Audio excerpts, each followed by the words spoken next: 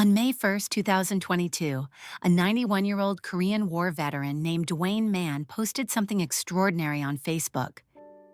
He was searching for someone he had not seen in 70 years. His first love, a Japanese woman named Peggy Yamaguchi. Exactly 1 month later, on June 1st, 2022, the impossible happened. These two former lovers were reunited after 7 decades apart. Dwayne finally got to do what he had longed to do for 70 years. Look Peggy in the eyes and tell her that he never abandoned her. What makes this story even more heartbreaking is that they discovered they had been living just 650 miles away from each other all those years, yet their paths never crossed. Well, it's been 70 years. You bet. Oh, it's good to see you. Let me take you back to 1953. Duane Mann was just 22 years old when he was stationed at the Yokosuka Naval Base in Japan. At the military club on base, he met Peggy Yamaguchi, a young Japanese woman his age who worked there as a translator. Despite coming from different countries and cultures, they connected instantly. They would spend their evenings at the club, dancing together to Elvis Presley and Tony Bennett songs. She was a beautiful girl, very sensitive and kind, Dwayne recalled. They started meeting every single day, often staying at the club until they were the only two people left. People would just stand there and watch us, Dwayne remembered. I held her in my arms, and I fell deeper and deeper in love.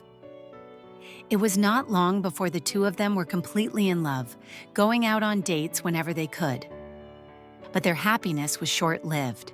A year later, with the end of the Korean War, Dwayne received orders to return to the United States. And at that very moment, Peggy discovered she was pregnant with his child. Facing this heartbreaking separation, the young couple made a promise to each other. Dwayne would return to America first, then use his savings to bring Peggy over so they could build a life together. They had it all planned out, but reality, as it often does, had other plans. When Dwayne got back home, he made a devastating discovery. All his savings were gone. His father had spent every penny. Before leaving for Japan, Dwayne had put the money in his father's name in case he died in the war.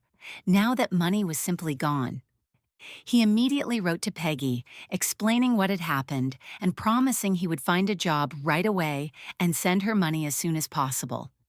Dwayne found work at a highway construction company. Because of the nature of the job, he could only come home occasionally. He noticed that Peggy's letters were becoming less and less frequent. He had no idea what was happening. Then one day, Dwayne's sister secretly slipped him what would be Peggy's final letter. In it, Peggy wrote, "I lost our baby. I have married an American Air Force member from Wisconsin. In post-war Japan, the country was desperately poor, and marrying an American serviceman was considered a very good opportunity for survival. But for Dwayne, these words were absolutely crushing. The truth finally came out. Dwayne's mother had been intercepting their letters, cutting off all communication between the two lovers. My family was always against me being with Peggy," Dwayne explained. "They did not want me to marry a Japanese girl." I had her on my mind almost every day. I was still single, and I had to figure out where I was going to go with my life because she had made a decision. Dwayne was overwhelmed with guilt.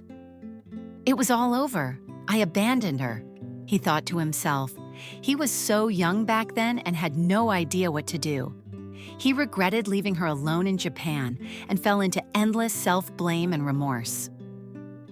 Eventually, Dwayne moved on with his life. He got married and had children of his own, but this wound in his heart never healed. He could never forget Peggy. What haunted him most was the thought that she believed he had abandoned her. He wanted to see her face to face and tell her the truth, that he never wanted to abandon her. And so, he carried this wish with him for the next 70 years. By 2022, Dwayne's wife had passed away. Seeing their 90-something-year-old father's health declining day by day, his children, who knew about his long-lost love, encouraged him to be brave and search for this first love he had not seen in 70 years. Dwayne began posting on Facebook, sharing his story and searching for Peggy. Many people were deeply moved by his story. The post quickly went viral and caught the attention of KETV, a local television station. After the news segment aired, a young woman from Vancouver decided to help. Her name was Teresa Wong, a 23-year-old historian.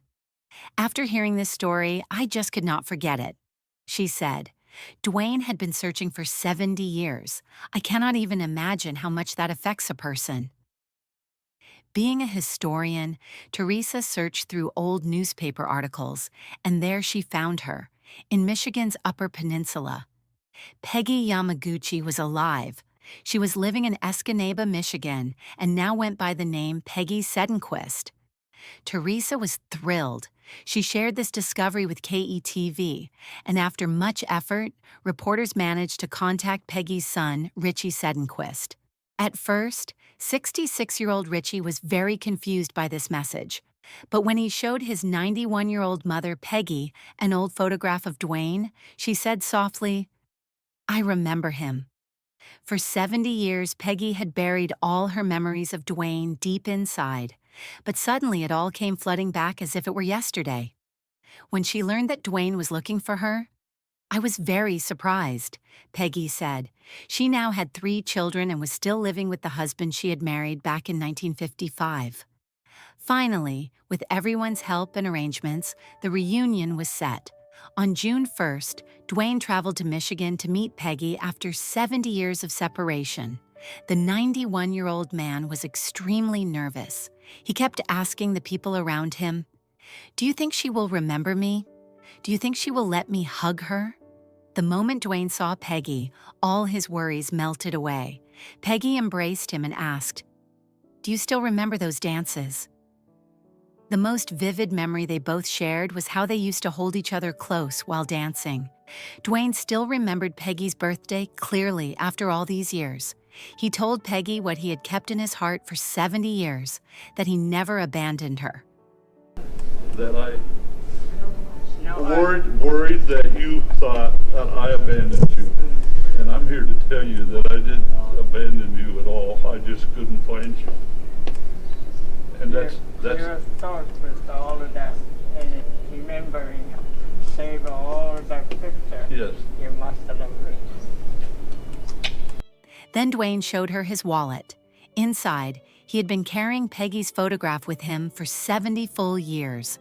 As it turned out, Peggy never felt abandoned either. She had named her son with Dwayne as his middle name. For 70 years, neither of them had ever forgotten the other. In 2023, Dwayne passed away peacefully, surrounded by his children. He had fulfilled his lifelong wish. This love story that spanned 70 years finally reached its perfect ending. Dwayne had reunited with the love of his life at the end of his journey. He could finally rest without any regret.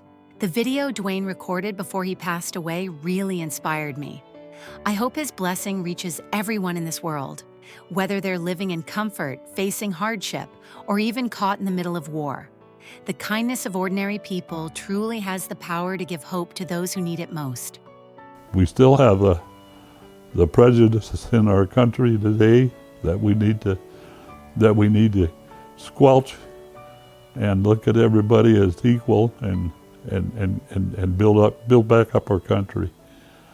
And for that, I want to say again, thanks everyone, each and every one of you that helped make this possible.